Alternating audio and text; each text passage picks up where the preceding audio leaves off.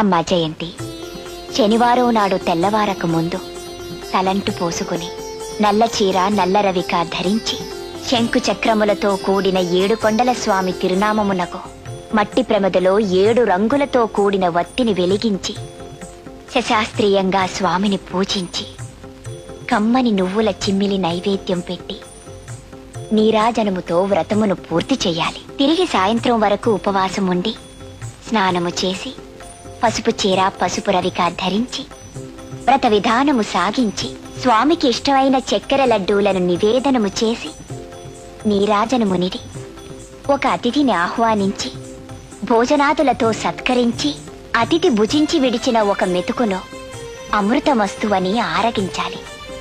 అప్పటికి ఆనాటి శనివార వ్రతం పూర్తవుతుంది.